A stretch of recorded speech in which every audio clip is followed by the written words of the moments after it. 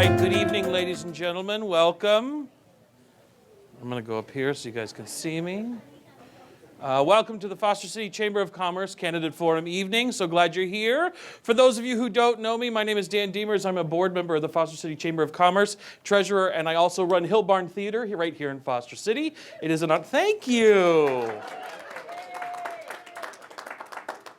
All right, so there's the bar, boys. So thank you so much for coming tonight. We've got a great evening for all of you. I'm so excited you are here. We've got two wonderful candidates right here. And we have a wonderful structured evening for you. Few ground rules before we get going. First of all, give yourselves a round of applause for being here tonight. Yeah.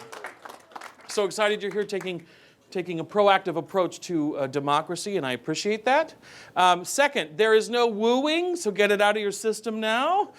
Questions, booing, any sort of commentary at all. We're going to keep this very clean. It is not a debate. It is a way for all of us as a community to learn what each candidate will bring to the council should they succeed.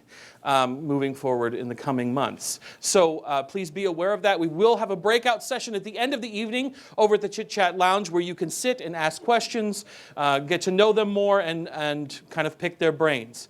We've got a wonderful lineup of evening and questions from that were submitted to the Foster City Chamber of Commerce. So please, if you have questions, write them down, but keep them inside to share later during the Chit Chat section. So please, let's give a big round of applause to both of our candidates tonight.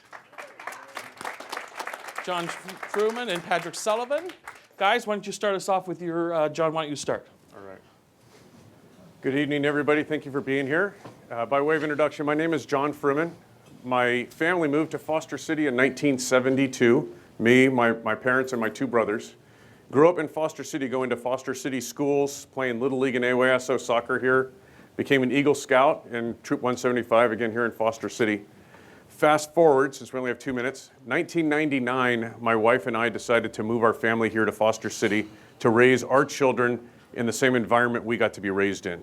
So all three of our children went to schools in Foster City, played in youth sports here in Foster City, and engaged with others in our community.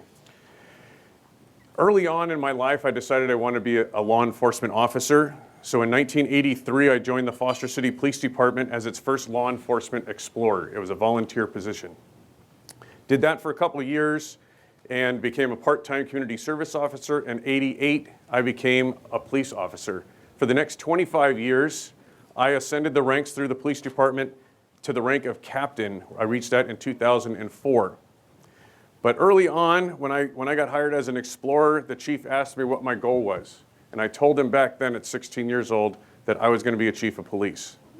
And so in 2013, I made the tough decision to leave Foster City, and I went down to the city of Coronado in San Diego County as the police chief. And I worked there for 5 years and had a very successful term as the police chief in the city of Coronado. Here in Foster City, over the last 20 plus years, I've had the opportunity through various means to volunteer and support our community. One is through the Foster City Lions Club. I've been a member since 2000. 2004, I was a Lion of the Year for the club, and in 2007, I was the president of the Foster City Lions Club. Another passion I learned through the law enforcement side of my life was the Special Olympics. We raised money for Special Olympics through law enforcement, and for about the last 18 years or so, I've been a direct volunteer for Special Olympics, both in Northern and Southern California. And then in the last 6 months or so, I decided that since my wife was spending a lot of time in the hospitals here, that I would donate time there. And so I became a volunteer at Peninsula Hospital in Burlingame, and I do that once a week.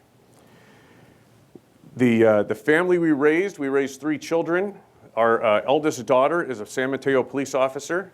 Our son is a property manager at a community in Redwood City. And our youngest daughter is a brand new registered nurse in Norfolk General Hospital in Norfolk, Virginia.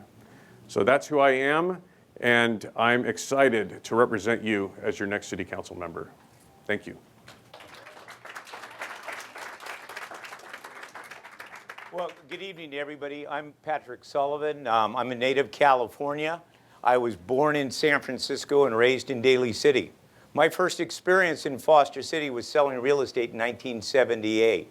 I sold a house on 699 Beach Park Boulevard. Does anybody have a guess what that would have sold for in 1978?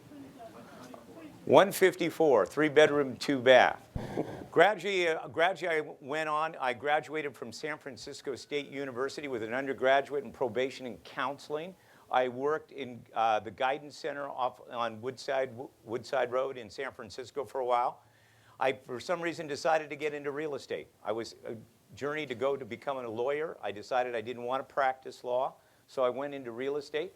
I moved my company in Burlingame in 1986. We named it after the restoration of the Statue of Liberty. Note the year 1986. That was the year of the restoration of the Statue of Liberty. Liberty Realty is a full-service real estate company, doing property management as well as residential and commercial real estate. I had an office in Burlingame on Primrose. In that office, I had about 14 people that worked for me. When the stock market crashed and the earthquake, I had to tighten the belt. I had to understand what a budget was, and I had to make sure that I was doing fiscally. I moved to San Mateo, and eventually I moved to Foster City. I've been in Foster City for a little over 30 years. I served 10 years on the Park and Rec Committee, chaired it. Also, am a member of the Chamber of Commerce. I served on the grand jury in 2013 and 2014. I'm an arbitrator for the San Mateo County Bar Association. I concentrate on mediation between fee disputes between lawyers and clients. I've got negotiating skills. I've been doing that for almost 40 years. Foster City is my passion. I love Foster City. As you as well know, I've worked hard at Foster City and doing as much as I can with the community for the last 6 years.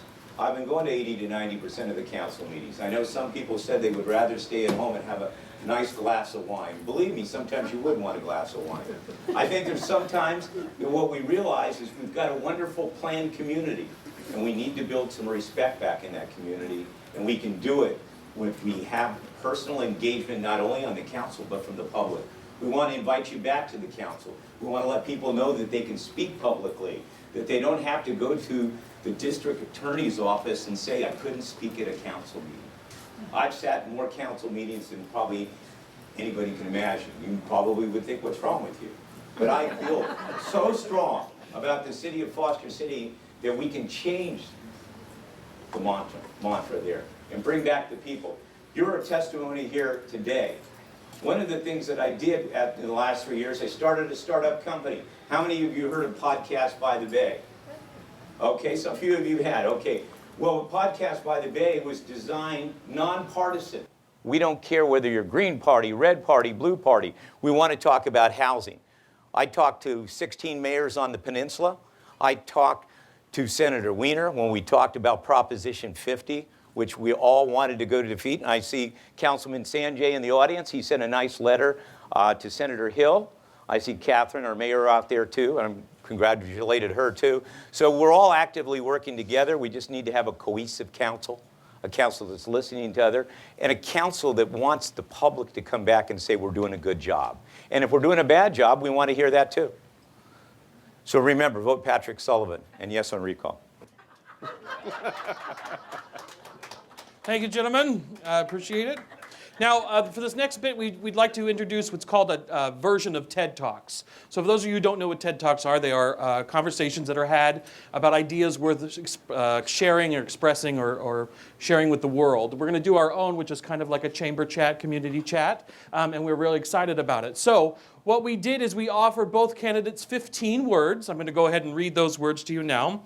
Collaboration, communication, community, coordination, decision-making, future, identity, inclusion, innovation, investment, leadership, mindfulness, philosophy, predictions, and sustainability. We asked both of them to look at this list mindfully and choose words that spoke to them personally. What was very interesting is they both didn't choose the same word. 1 in a 15 chance. I like those odds. So what we're going to do now is we are going to ask each candidate to step up. John, we'll start with you. Share your word if you'd like to, or not, and allow the community to kind of guess what your word was. All right? Thank you. Yeah. All right. Well, I'd like to take us on a journey and go back to our elementary school days. For some of us, it's a longer journey back than others. But let's go back to that journey. Let's go back to the schoolyard when we were in elementary school. We're standing on the line. The people who were popular were standing in front of us, 2 of them, and they were picking teams. We're going to play kickball, or we're going to do some other game on the schoolyard. Were you the last person standing on the line? Were you the person who wasn't picked? I've been there. Ask Harry Zabin when I was his baseball player. I deserved to be the last one picked. Let's move into high school and the clubs and the cliques that participated and came together when we were going through high school. Were you asked to participate? When you wanted to participate, did people invite you in or did they push you away? Then, as we get into college, we've got so many more opportunities. We've got sororities, we've got fraternities. Where do we fit in? Do we identify with a certain demographic or a certain group? And when we think we want to participate, are we accepted or are we pushed away? I decided in my life that I wanted to involve myself with the Special Olympics I mentioned earlier. And one of the most important commitments that they have for their athletes is working on inclusion. Inclusion in society.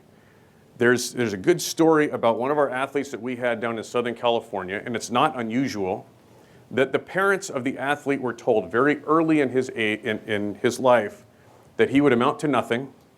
You should institutionalize the child and move on with your life. He's not going to do anything worthwhile. The mother said, I'm not going to stand for that. My son will be a part of this community. And he went and he got himself educated. He went to college. He got a law degree. And he passed the bar on the first try. And now he represents the rights of people with intellectual disabilities. He and his mother were not going to stand for not being included in their community.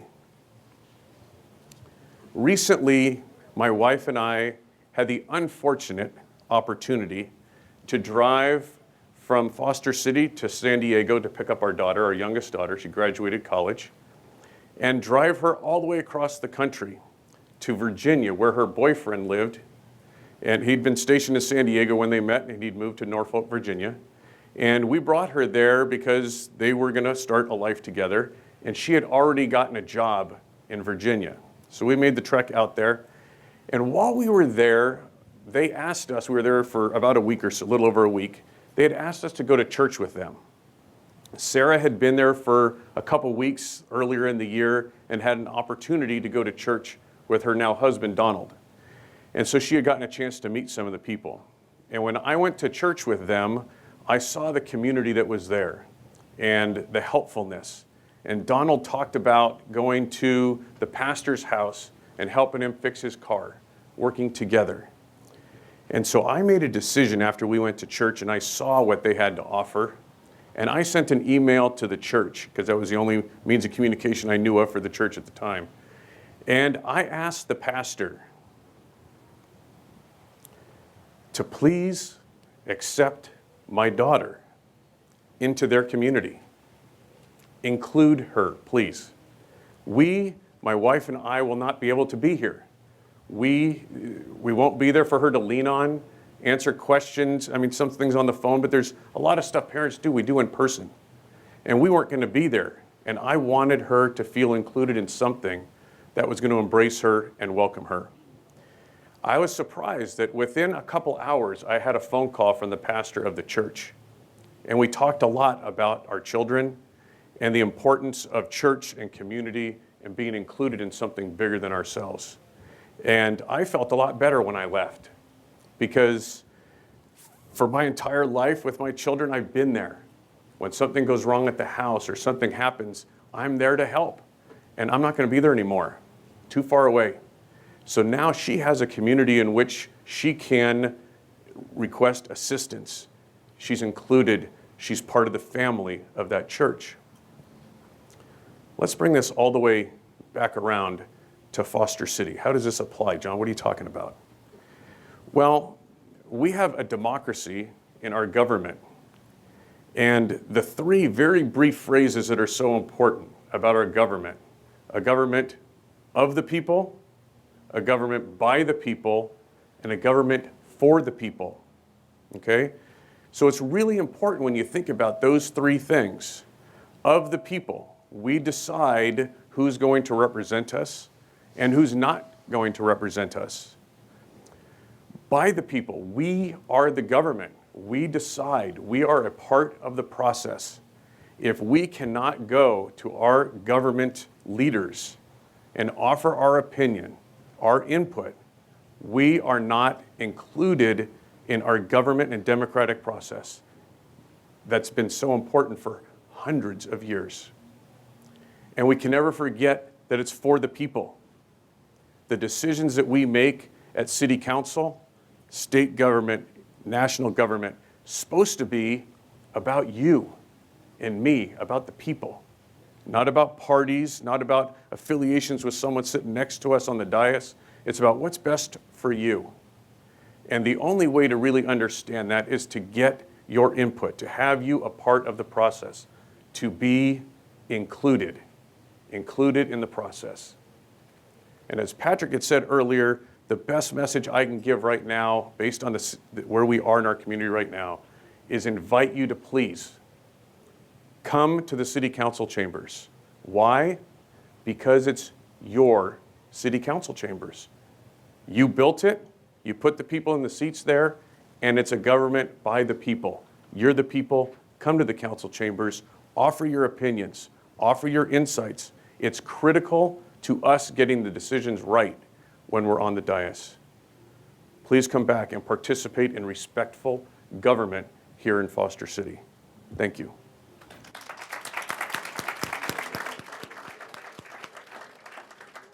All right, Patrick, why don't you come on up? Well, is it on? Okay. You're on. You kind of reflect a little bit. I knew a young man in 1975. He had moved out of his house, was struggling, got out at 18, was going to San Francisco State University. That young man was struggling in school. He only got C's, maybe C pluses.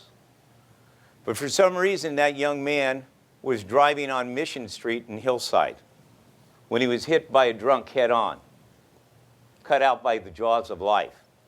Most of his jaws was missing his teeth, broken ribs, broken nose. Something happened during that time. An awakening happened.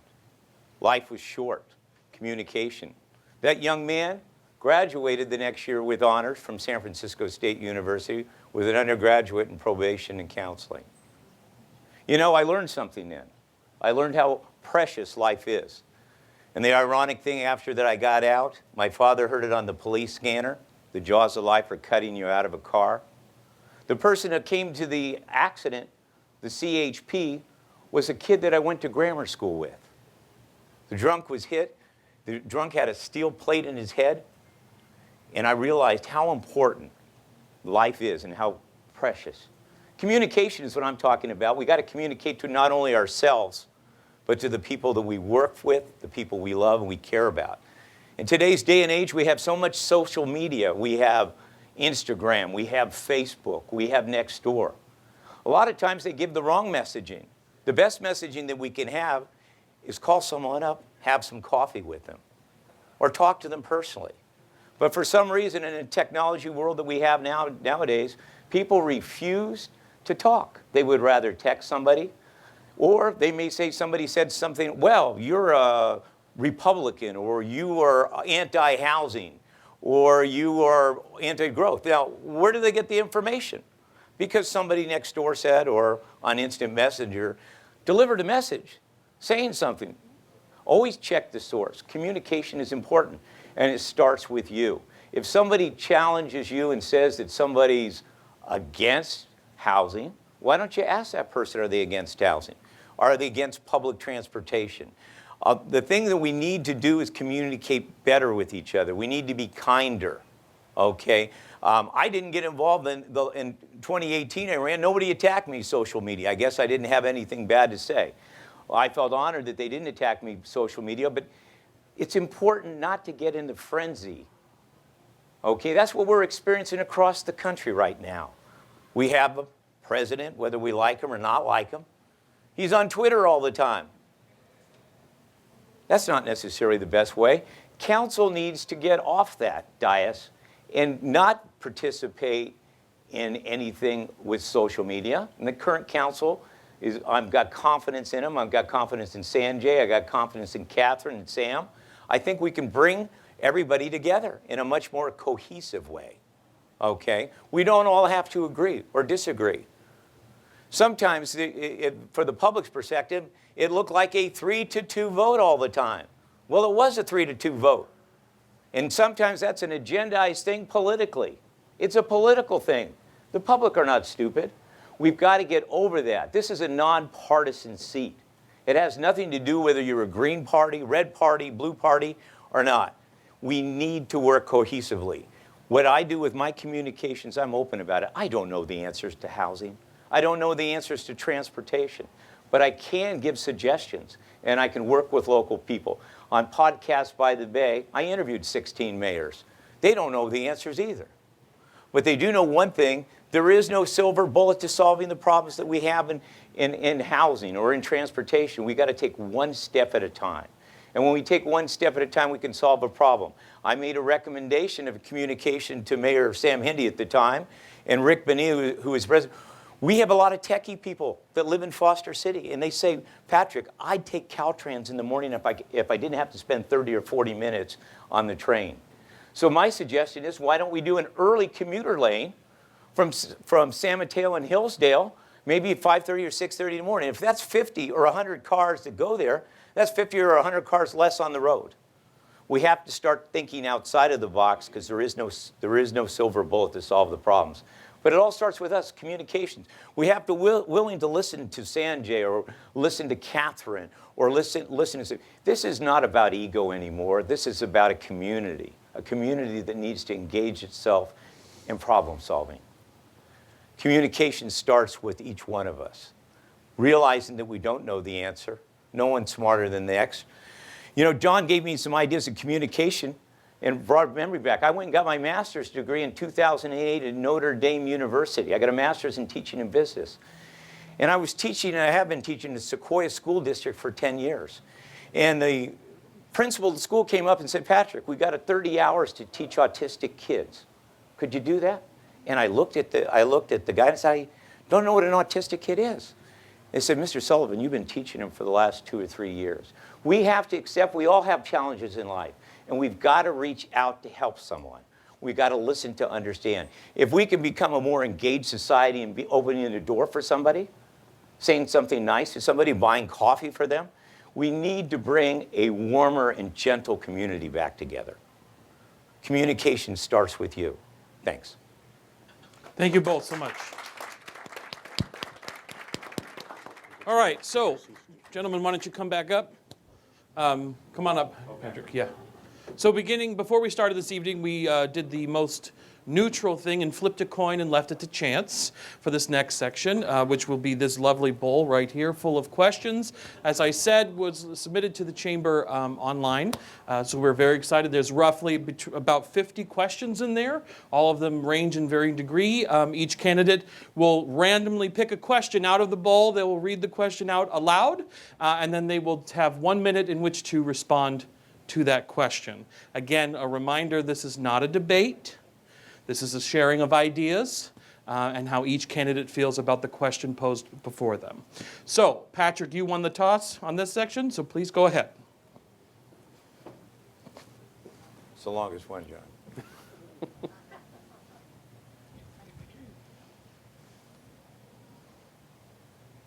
What are the 3 main professional goals for the next 5 to 10 years? What do those goals have in common with you, your personal interests? My first is the levy. I said in 2018 we need it on time and on budget. Currently, we're a little bit over budget. We don't have the bids in, but I know with talking with Jeff Mineta, the city manager, that the city's already reserved another 35 million to spend, okay, on top of the 90 million plus the 10%. So it is of my concern that we do the levy on time and on budget. And I'll admit, I went up to council when the levy was going. I was there for the last 6 years talking. And I went up and said, you know, why aren't we doing this levy collectively with the surrounding cities? And the only thing I can say is one of the representatives from one of the politicians' office pulled me aside and said, Patrick, this is about FEMA. It's not about you. We're going to do it. So maybe there'll be answers when we realize when we do our levy, it's going to bring San Mateo down in Redwood Shores. And maybe there's going to be at a certain point we got to relook at that levy and see what would happen. One of my other goals would be, is we talked about the rec center. A rec center is tired. It needs a new roof. It needs new air conditioning. We have 3 proposals. The city went out to reach out to the public. We didn't have enough of the public's participation. We needed more of it. But they came up with 3 or 4 programs, but they haven't earmarked how much money we spend. I'm suggesting that we can communicate somehow with the Peninsula Jewish Community Center and work with them and see if there's something that they can offer through the PJC thing and make sure that that happens so that we don't duplicate some of the same services the PJC thing happens to. This brings me into another third goal, transportation. The people that work for the PJCC, 31 people that run that organization that have about maybe 5,000 members, they all live in the East Bay. They live in Hayward and they live in Fremont and they travel over. You know, I'm so excited to see those Google buses, those Salesforce buses out there. But you know the sad thing, if you ever look at the buses, they're half full. They're half full. Why can't we partner up? That's one baby step. Think about it. If you could get those 30 people over here and for the PJC thing to help them run it, wouldn't that be nice? That they would cooperate or something. But, oh, well, somebody told me there's barriers. Somebody's going to tell a top secret from Apple or Google. Oh, no, we can't do it because of insurance. I don't say that we can make excuses anymore. I think we have to try new things. We have to be innovative. We're not going to have a monorail up and down the peninsula yet. We got the Clipper card. That's great. And now we have a new card that's going to come out that's going to be very similar to the Clipper card that was just going to intertwine our public transit system. This brings into the situation of the problem that we have out here in Foster City. Too much traffic. We got the east-west situation going. We got 92 and 101 and 280. How are we going to solve the problem? Well, still 80 to 90% of the people are single drivers. So somehow we got to communicate with these people that they need to get out of their cars. But they're not going to get out of their cars if public transportation sucks. And we got to do that. We got to change that. Thank you.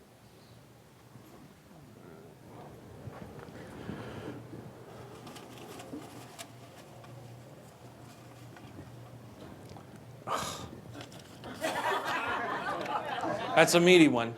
It's going to take a minute. All right. I don't know if this is the question or this is the answer. Let's see. Each year, the City Council meets to reconfirm its mission and discuss the challenges and opportunities facing our community in the near future. As an outcome of the meeting, City Council establishes priority areas in which to devote attention and resources over the next 2 fiscal years. The strategic focus areas for fiscal year 18-19 were identified as follows: improve and maintain city facilities and infrastructure, traffic management and mobility, smart planning and development, diverse and resilient local economy, environmental sustainability and social equity, fiscal and operational health, excellent John, public safety services. Your time won't start till you finish the question. Oh, really? Yep. I thought I was done. No, you're good.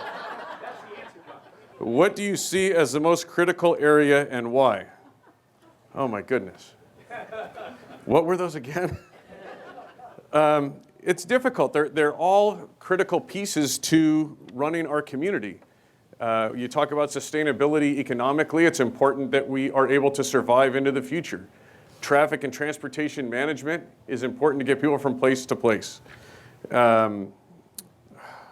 Facilities and infrastructure, we're 50 years old, right? Our stuff, our facilities and our infrastructure under the ground is starting to age. It's time that we need to deal with those things. I don't know that you can really say that one is more important than the other. That's why the city council decided that we have all of them there. Otherwise, they would have just picked one. So I think it's important that we focus our efforts on all of these items to be balanced and make sure that we don't fall behind in one or the other. And a lot of other communities, as the economy got tough, they deferred maintenance and deferred other things, and they pay a much higher price when they have to repair things rather than maintain things. We haven't had to do that here in Foster City because our city council has been thoughtful about these ideas and how we should run our city into the future. Thank you. All right, Patrick, come on up. That was a long one. John, I think they're all long. I think we got set up on this one. That's the big surprise, Patrick, that nobody told you. They're all long. Oh my, you know, this is, you know, should I take another question? It's talking about the levy. Didn't I talk about that? Yeah, throw it back in so there. I can Grab throw it another back. Throw it out. Throw it out. one. Okay. Our moderator in the back says answer that question. Okay, property taxes equate to more than half of the city's revenue. Do you want to see new programs initiate and put in place to reduce our dependency on property taxes?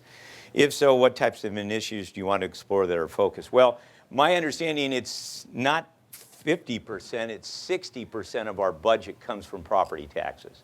So I'm going to challenge that. But the issue is that we have the occupancy transfer tax. Currently, we're at 12%. Most of the surrounding cities are 14%. But when you take a look at it, that every little bit counts. We need to build a stronger business. I'm a businessman. My business is in Foster City. We need to build a more vibrant business. We have shopping centers that are being reborn. Beach Park Shopping Center is being reborn. I'm hoping that we get the same tenants or new tenants out there. A lot of the complaints in Foster City, no restaurants to go to. We do have a new restaurant, a new Italian restaurant, which is in the Beach Park Shopping Center. How many have gone? Anybody who's gone to that? Yeah, I think we all have. And it's not bad. You know, it's not a bad restaurant. So initiatives for building, I mean, the only thing governments can make for their budget is property tax, sales tax, occupancy transfer tax, and business tax. So we need to get more businesses in here. We need to engage with the Chamber of Commerce to have more events that engages not only the city, but also engages the community and the business together. Thanks.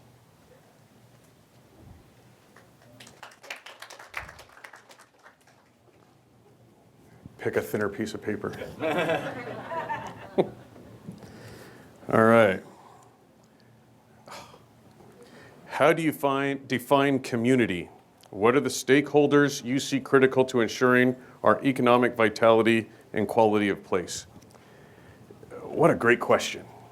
I've talked many times with people when I go to, when I've applied for jobs and things, that there, for me, is a big, big difference between a city and a community.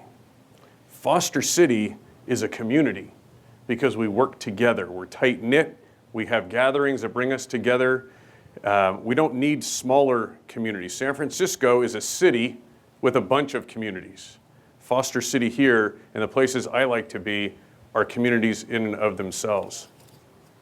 And who are the stakeholders? Well, the stakeholders are all of us. We all participate, whether it's business community, whether it's the residents, the youth, the seniors. We all make our community something unique and special. And all are incredibly important to our vitality into the future, whether it's fiscally or socially. And that's one of the things we need to work on just a little bit more now. We've had some divisive things going on in our community. When this election period is over, it's really time to come back together and remain a community. Thank you.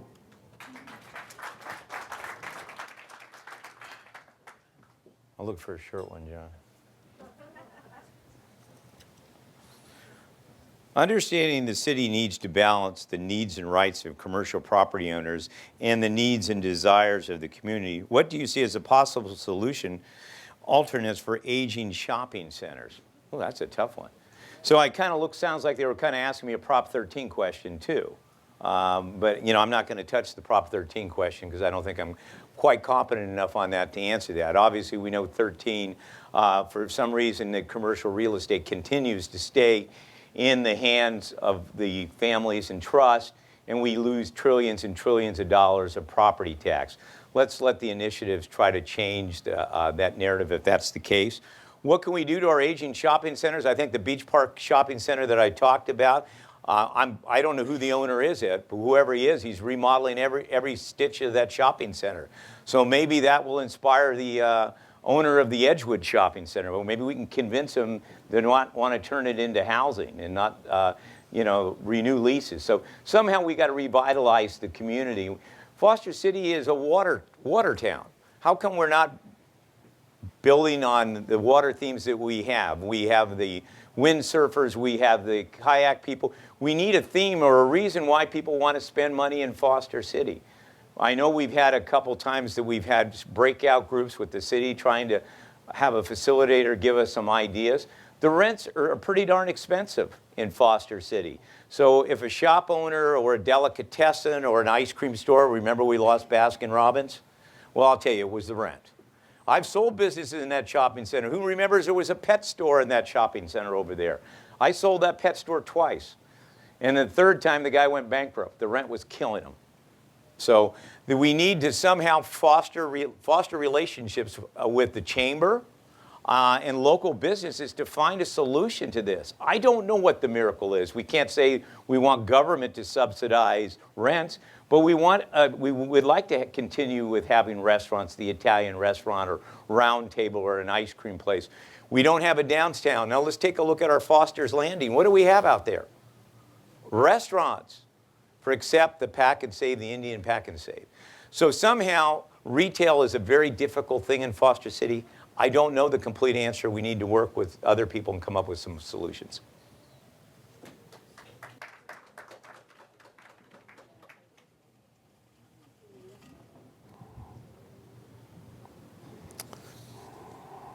Please describe how your previous work-life experience has prepared you for this position. Be specific.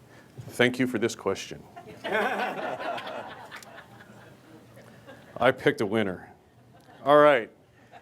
We have been fortunate in our city to have some very high-quality city council members come in and make sure that we are in the position that we're in right now, a very financially solvent position. And those folks have come from a variety of business community areas, bankers, lawyers, business owners, and a variety of places. What have I done in my life that might help me here? I worked in city government, not just any city government, our city government. I've worked here for 30 years in our police department. And my experience didn't rest just within the PD. As I ascended the ranks within the police department, I worked with other city departments. We had a business process re-engineering program to try to improve the things that we were doing in the city, things like the budget. And I participated with other city departments to deal with the budget and how to lay it out, how to present it, and things like that. So I think that my experience in local government here, as well as in Southern California, make me a uniquely qualified candidate for city council. Thank you.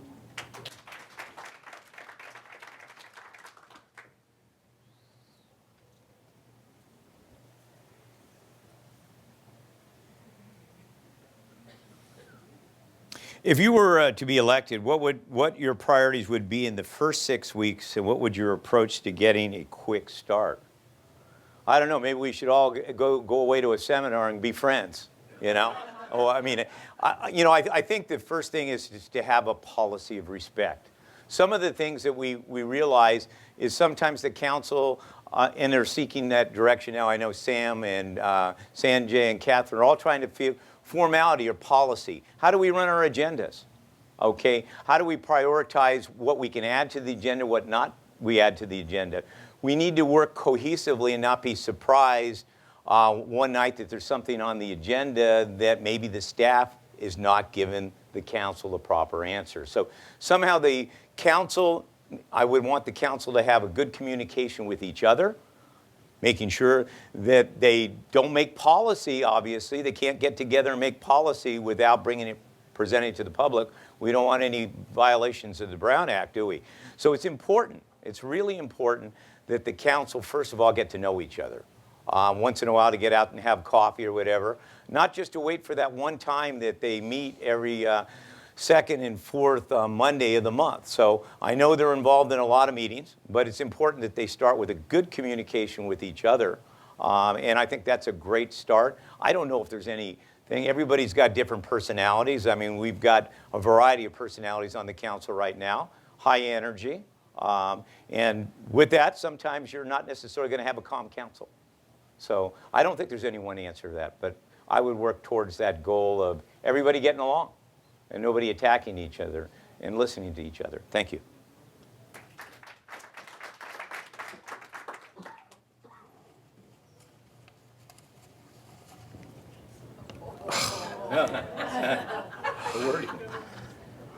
Bad grip.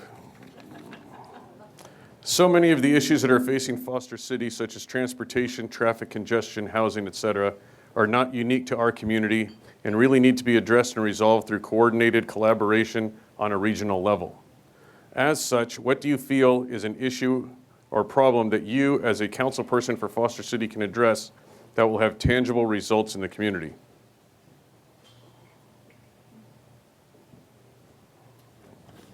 It's a little confusing. All right. So something that can have tangible results in the community. One of the things that I learned going through this process is that I believe the number is 62. 62% of our residents in Foster City live in homeowners associations. And if you live in a homeowners association, you realize that you are paying the exact same property tax calculation as those who don't live in homeowners association. But when you live there, you also have to pay assessments or dues to take care of your streets, your playgrounds, other amenities that you have on your property in your HOA community. I was approached during the campaign about an idea that sounded pretty reasonable. I don't know all the legalities for the city's side of it, but when these communities are doing projects that are very, very similar to the city, such as paving roads or replacing play structures in our playgrounds, why can't we bid those projects together? Why can't we include the HOA streets? I think we get a little bit too far afield with parking lots, but the streets, if we're doing Baffin, why couldn't we use Alden Park and have them involved in that process to save them some money? These are our residents. All it is an RFP that goes out, a request for proposals, and get those numbers. The guy even said, even if we had to pay a 10% inflated price, it's still better than we can do on our own. We are serving our residents still and at no cost to the general fund. Thank you.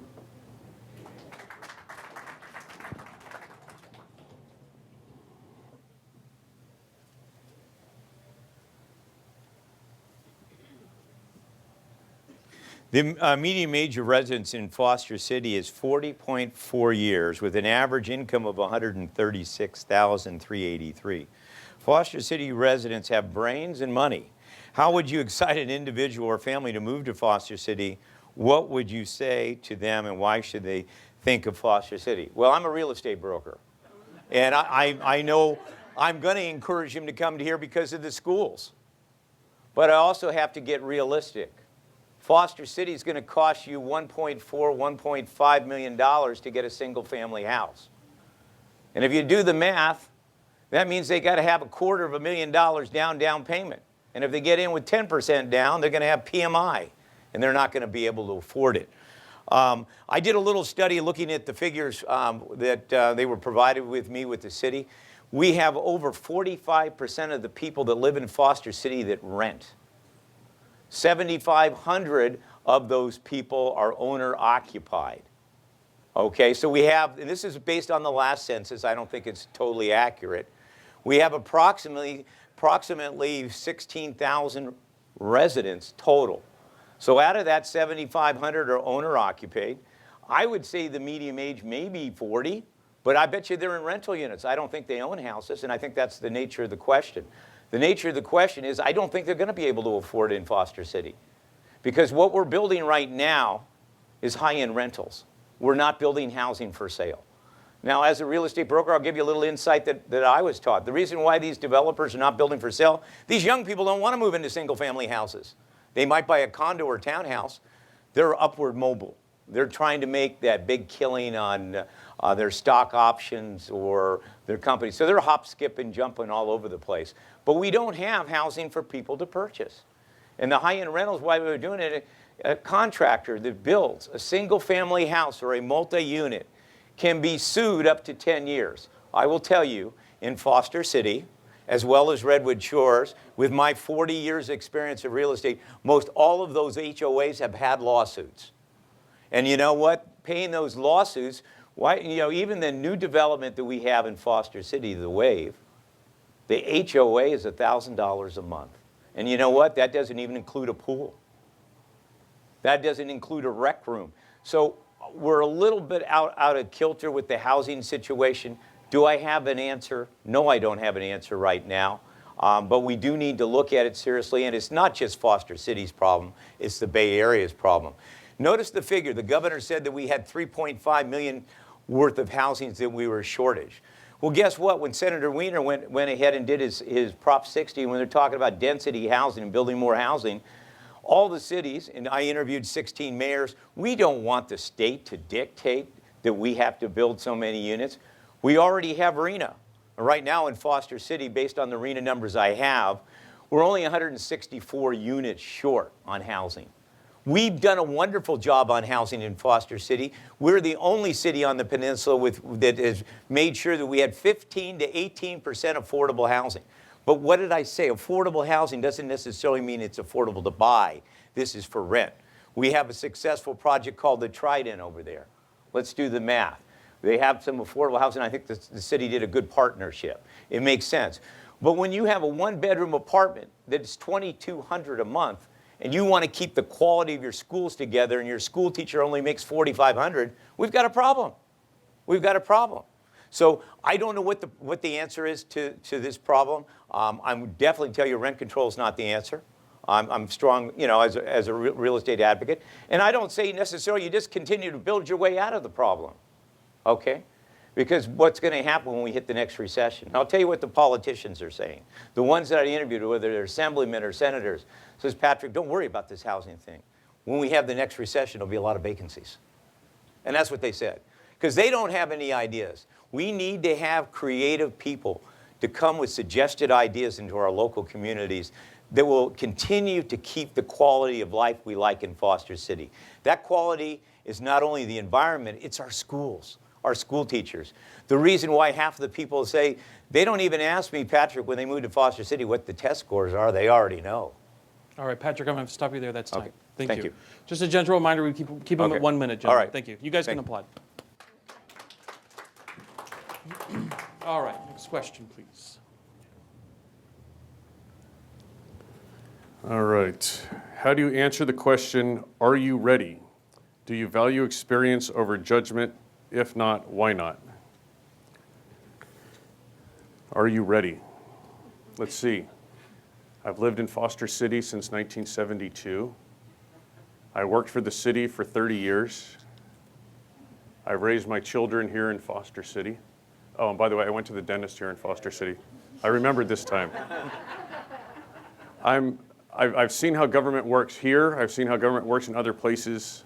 I feel I'm ready to represent you and represent you well. And experience over judgment.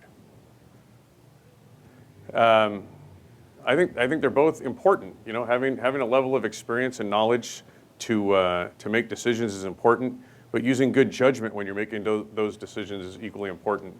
I've learned in hiring police officers and others that if you equate experience and education and judgment, they don't necessarily go together. I've hired, I've trained, and worked with people who have master's degrees that can't write a police report, and I've worked with people with a high school diploma that were editing my staff reports, high school diploma, and I think it all goes together. It's experience is a part of it, and then you need to have good judgment on top of that to make the right decisions. We're going to be worn out with all this. There's a big one. I'm not going to pick that one, John. That's a paragraph in that one. If elected, to succeed, your term in office will be less than 8 months. What do you want your contribution to be at that time? Are you willing and planning to rerun in November for a full 4-year term? Well, I would say if you're going to run for the short time, you're going to run for the long term. Absolutely. My first priority is that levy. I said that in 2018, and it is one of the biggest projects we've got in Foster City, and we need to monitor it. We need to make sure it starts, because we don't want flood insurance in here. And if we need to look outside of the box to solve the solution, we will. We don't need to be stuck in the box anymore. We need to look at what is our budget. Think about it. We have approximately, and don't quote me on it, $177 million in surplus money. Some of it is already proven that we can't spend it. Some of the council can approve it with a majority of the council. And that's probably that $35 million that I already told you about that the city manager told me that they're going to spend on the levy. That already tells me that 35 to 90 and the 10% we're way over. But I don't want to see that levy at 200 million, 300 million. So we need to be fiscally smart. We need to work with the surrounding community. We're not an island anymore in Foster City. When I first moved here over 30 years ago, everybody said it's the island. You know, the island is you leave in the morning and you come home. And that most of your social life is, or your business or your retail life is outside of Foster City. We need to change that theme. We need to get reasons for people's mobility to shop in Foster City, to have more restaurants in Foster City. We have the Hill Barn Entertainment. That's wonderful. It brings a lot of people in. It would be nice to see a restaurant not too far from there, too. Who remembers that shopping center with the Mexican restaurant where Safeway was? God, wasn't that nice? We all would have margaritas out there after playing a tennis match, you know. And that was some times. And that was a time when we had, one thing was the doors that opened a certain way in Safeway. The electric doors were a big thing. We've come a long way. Think about it. We've got cell phones. We got Instagram, instant messaging. We've got to find a way to engage people in Foster City, to stay in Foster City and spend their money in Foster City, and also invite other people to come into Foster City and spend their money too. Can I do that in the first 8 months? No. Do I think I'm going to get the levy completed within 8 months? If I had a dream, yes. The council just approved $7 million, a little bit under $7 million, Sam and Catherine, and that's for a contract manager for the levy. So we're moving in the right direction. The question is, what is the price tag? So my fiscal responsibility is to make sure that the people in Foster City are not stuck with an albatross. I think we need to make sure that we get that levy on time and on budget. I've said that in 2018, and I'm saying it now.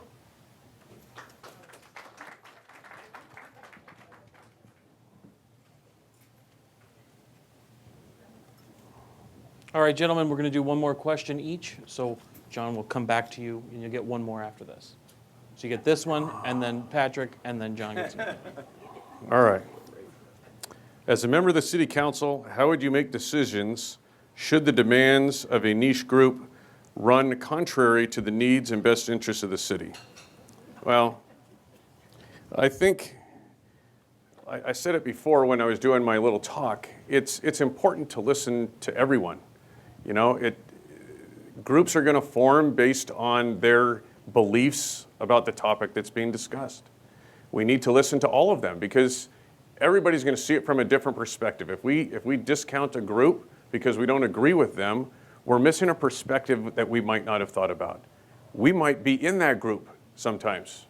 And do we want to be heard or not? So I think it's important to have all the information possible when you're making decisions. It brings me back to being a police officer. When we went to the scene of an incident, you couldn't discount one party involved and just side with the other one. You had to get both pieces of information. Maybe there's a witness that was independent that saw what was going on. And then you find out what the best course of action is. So in Foster City, you're looking at staff as the experts on the topic. So they're going to give you an expert opinion. You're going to talk amongst the council members who have a little more knowledge about what's going on in town than most of the residents, generally speaking. But then you need a resident's perspective, the people who are going to receive that service or be impacted by that decision. That way we can make the best possible decision. We cannot exclude groups based on whether we agree with them or not. Thank you. I'll look for the short words, John. Those are fine.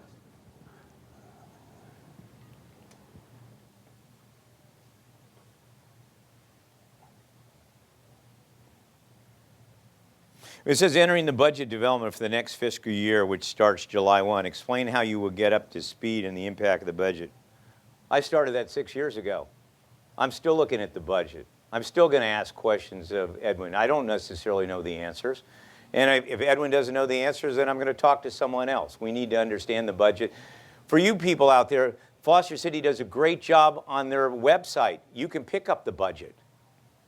And you can find out where they're spending their money.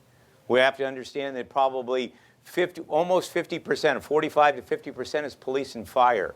John mentioned something about the environmental impact. That problem that we have with the sewer, the water, and everything else comes with the traffic that we have, comes with the people that move into Foster City, whether they're working in Foster City or whether they're living in Foster City. We need an opportunity to make sure that we are accountable for what businesses come in here, whether it's Illumina or whatever Gilead's. We need to make sure that somehow we do a better job of negotiating with them. This is new for government in the last 30 years, that we're negotiating with people like Gilead's or Salesforce or Apple or Facebook. Look at, they want to throw millions and billions of dollars at us for housing, but there's strings attached. And we need to be better skilled at negotiating with Facebook or Salesforce or Gilead's to find out what can benefit the people in Foster City. We just don't want them to build a campus for themselves. We'd like to have a campus so that our teachers could stay here, so that the young people that want to stay around in the community that mom and dad live in Foster City. San Mateo and Santa Clara County, 60% of the home ownership is senior citizens. And guess what? There's no place for them to move. Why do they want to move out of this beautiful community? A lot of them are sitting in 4 and 5 and 6 bedroom homes. So they don't want to pay capital gains. I don't want to pay capital gains.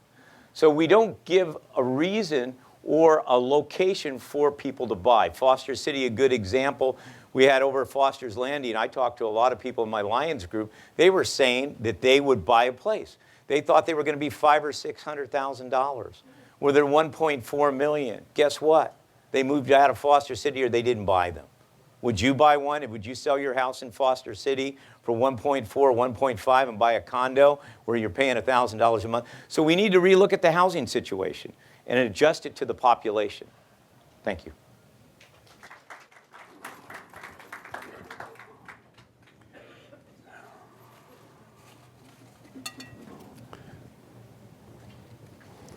All right.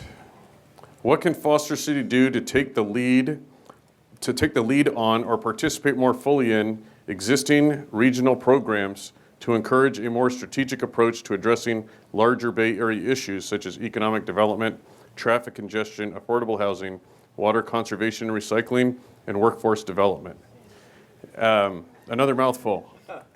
But the key point here is that most of the things that we're facing, the big issues that we're facing in Foster City, are not specific to us.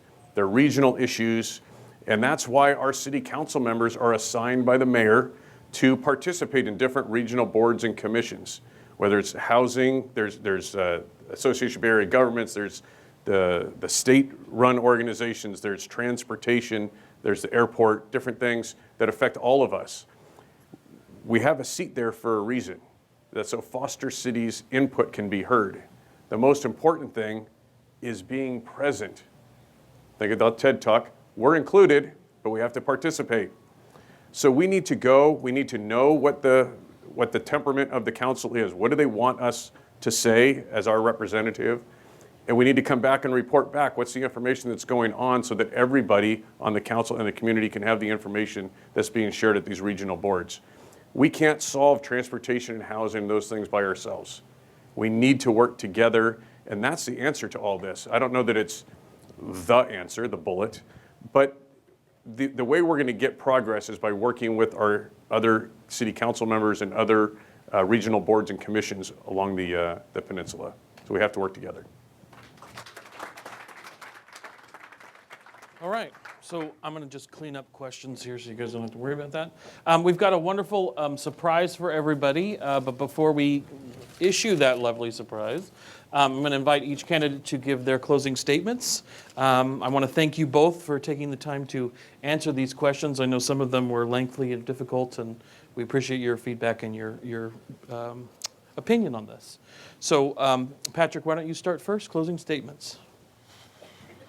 Well, I love Foster City. Day one when I came into Foster City, the first thing I got involved with was doing the 4th of July. My honor was to judge the dog contest, who had the best dog contest outfit on. So that was my first one. Then I was honored to be on the Park and Rec for 10 years and chaired it in 2005. I love Foster City. I ride my bike on the levee. I spend probably at least 3 days a week on the levee, and it's gorgeous up there. I don't know if anybody experienced those 100-mile or 50-mile-hour winds. I tell you, that levee that water was all over the place. It's kind of scary. So I'm looking forward to seeing the levee on time and on budget, and that Foster City is protected. It's important that you realize that I've been here for the last 6 years. Win or lose, I support Foster City. I sit there and listen and willing to go to the council meetings and put input in there. I'm willing to go up and talk to Jeff Moneta, the city manager. Before that was Kevin Miller. Also have talked to the Public Works Department. I talked to Jen with the Park and Rec. I'm a community activist. I've been with the Lions since 2011. And before that, I was in the San Mateo Lions. I participated in the crab feed, the spaghetti feed, or whatever it was. I didn't participate in the last one, but I was out campaigning. So I love Foster City. It would be an honor to serve, and I look forward to serving. Thank you. When I became an adult, my dad was an avid Mason in the Masonic organizations. But I told my dad I wasn't joining Masons because if I'm going to join something, I'm going to put everything I've got into it. And I couldn't go back and forth to San Francisco. That's why I joined the Lions Club. So it's important to me that if I'm going to be involved in something, I'm going to give it everything I've got. So let's talk a little bit about recognition, the things that I've been involved in. In law enforcement, my recognition was reaching my goal of being a police chief. DMLA, a Masonic youth group, the degree of Chevalier, the highest honor that you can get. Boy Scouts, Eagle Scout, the highest rank you can get. Special Olympics, I've been recognized by both Northern California as a Volunteer of the Year and Southern California as the Chief's Excellence Award for police chiefs working with Special Olympics in Southern California. The next piece of recognition I'm looking for is your recognition. Your recognition of my experience, my dedication, and my commitment. And that recognition comes at the ballot box. I'd appreciate your vote. And to make your vote count, it's really important to vote yes on the recall. Otherwise, your vote for me really doesn't mean anything. Thank you.